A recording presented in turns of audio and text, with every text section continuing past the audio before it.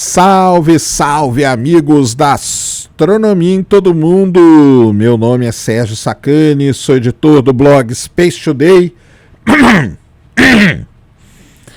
Salve, salve, amigos da astronomia em todo mundo!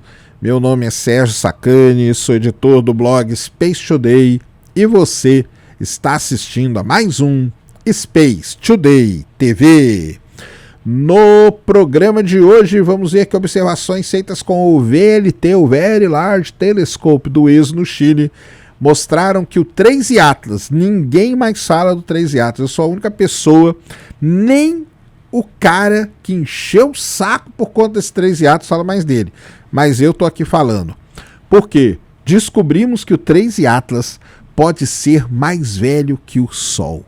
Isso mesmo, olha só que sensacional, não é nave alienígena, não trouxe arcturianos, não trouxe greys, não trouxe, o que mais que eles falaram que ia trazer? Frota de alienígenas, que era um portal, nada disso, ele é apenas um cometa originado numa estrela e com alguns dados aqui que o VLT conseguiu obter, nós chegamos à conclusão que ele pode ser mais velho que o Sol. Vamos entender essa história toda, manda a vinheta!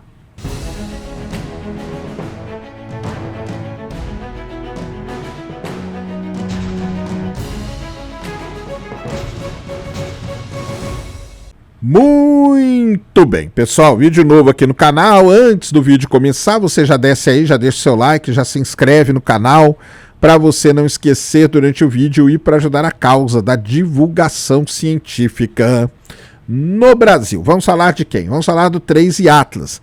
3I Atlas, que nem o cara que descobriu o 3I Atlas fala mais dele, né? O Avi Loeb lá já conseguiu o que ele queria, né? Conseguiu o emprego dele no governo dos Estados Unidos. Então agora ele está feliz da vida, tranquilo, sem problema nenhum. E nunca mais falou do 3I Atlas. Encheu a porcaria do saco da gente com os 3I Atlas. Torrou o saco. Não porque é uma nave alienígena, não porque está trazendo alienígena, não porque... Cara, não tem alienígena, não tem nada disso. Esquece isso, cara. Esquece, tá? Então... O que é o 3I Atlas? Um cometa de livro, de capa de livro. Ele podia estar na capa de um livro sobre cometas, podia estar o 3I Atlas. Uma coisa lindíssima, um belíssimo cometa, um cometa interestelar, um objeto interestelar. Para quem não lembra, né, 3I Atlas foi descoberto em julho de 2025 pelo programa Atlas e é o terceiro objeto interestelar da história, né? Teve o Oumuamua, teve o Borisov e agora o 3I Atlas que a gente chama. Que, como eu falo, desde o... Você pode pegar aqui meu primeiro vídeo, lá em julho de 2025, olha que interessante, né? Foi gravado num hotel também, lá em Brasília, e agora estou aqui, em outro hotel também. Mas, é o seguinte, o 3I Atlas, desde a primeira vez que eu fiz o vídeo, eu falei para vocês, a grande diferença dele para os outros é que esse nós vamos ter muito tempo para estudar ele. E estamos tendo, olha aí quanto tempo já passou, né? Para mais de um ano, e a gente continua estudando, continua tendo dados sobre o 3I Atlas. Isso aqui é sensacional. Se metade das pessoas que falaram baboseira e besteira sobre o 3I Atlas tivessem focado nisso, a nossa vida seria muito mais legal. Mas não, né, quiseram ficar falando que era alienígena, que era portal, que ia soltar sonda que ia visitar a Terra, como que era? Não, quando ele passasse por Júpiter, ele ia soltar pequenas sondas que iam visitar a Terra. Não, porque ele ia virar, porque ele parou e voltou. Porque, cara, assim, é tanta besteira que foi falada, é tanta gente que não entende absolutamente nada do que está falando, que assim, dá até uma dor no coração, né, quando você ouve esse pessoal falar isso. Mas, enfim... Como eu tenho falado desde o primeiro dia para vocês, né? Ele é um cometa, nada mais que um cometa, e é muito legal porque a gente está estudando ele de muitas formas e com todo o arsenal de instrumentos que a gente tem no planeta Terra. E o último grande estudo que foi feito do 3I Atlas foi feito usando o VLT do ESO no Chile, na verdade usando um instrumento chamado UVIS, né?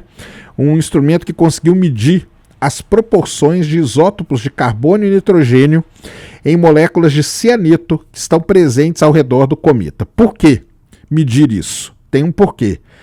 Essas proporções, tá, de carbono e de nitrogênio, elas são um bom indicador da origem de um cometa, pois elas são muito sensíveis às condições físicas do ambiente onde ele se formou e elas não devem sofrer grandes alterações à medida que o cometa viaja pelo espaço, ou seja, elas guardam o registro de onde este objeto se formou.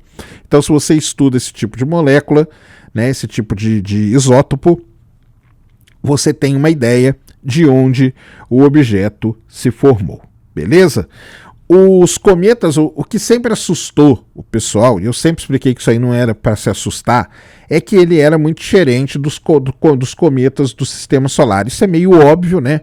Porque se ele é um objeto que nasceu num outro lugar, ele vai ser diferente. Não tem por que ele ser o mesmo, a não ser que ele nascesse numa irmã solar, né? Numa gêmea solar, que a gente chama numa estrela que tivesse nascido junto com o Sol ali quando o Sol se formou. Algo que aparentemente não é. Poderia ter sido? Até poderia ter sido. Aliás, seria legal demais, né? Já pensou a gente descobrir uma gêmea solar, que é um dos trabalhos mais interessantes da astronomia, através de um objeto interestelar? Isso seria realmente espetacular. Mas não é o caso. Então, assim, ele ter propriedades físicas e químicas diferentes, isso não quer dizer que ele é uma nave alienígena. Não quer dizer. Tá? Esse salto lógico que a galera faz, não, porque é diferente, é alienígena, você não pode ser assim, não seja assim na sua vida, tá? Porque isso está totalmente equivocado. Ele tem proporções diferentes desses isótopos, tá? Aqui no sistema solar, essa proporção dele é muito alta se comparado com a proporção desses isótopos no sistema solar. Mas o legal não é isso, tá? O legal não é isso. O legal é o que eu vou falar agora para vocês. Teve um outro trabalho, né, também publicado na Nature, que encontrou proporções isotópicas de carbono similar a esse que está sendo publicado agora. Ou seja, isso é muito legal porque 2 trabalhos feitos com metodologias diferentes, usando dados diferentes, chegaram ao mesmo resultado. Isso dá uma consistência muito grande, né, ao que nós estamos analisando. E ele também, né, tinha esse outro estudo aí, que foi feito usando o James Webb, tinha mostrado níveis elevados de deutério, tá? Agora, é o seguinte, as proporções de carbono e de nitrogênio que foram detectadas no 3I Atlas, usando o VLT do ESO no Chile, mostraram que, muito provavelmente, o cometa se formou ao redor de uma estrela de baixa metalicidade. O que quer dizer isso, né? Para os astrônomos, qualquer elemento, tá? Qualquer elemento acima do hidrogênio e do hélio é um metal. Então, se você tem estrelas, né, que tem vários outros tipos de elementos, elas têm uma alta metalicidade. Estrelas de baixa metalicidade são aquelas com poucos elementos mais pesados que o hélio na sua composição. E isso quer dizer o quê? Que são estrelas muito antigas, que são estrelas que se formaram quando o universo era mais jovem, ele era menos rico, né, quimicamente do que ele é agora, beleza? Então, é o seguinte, usando as medidas que eles fizeram e usando essa premissa toda e esse estudo todo que é feito sobre estrelas de baixa metalicidade, os astrônomos concluíram que o 3I Atlas possa ter se originado ao redor de uma estrela que é muito mais velha que o Sol, porque o Sol tem uma certa metalicidade. Se as proporções indicassem uma metalicidade parecida com a do Sol, a estrela seria mais ou menos a mesma idade do Sol. Como indicou alguma metalicidade muito mais baixa, a estrela só pode ser mais velha do que o Sol.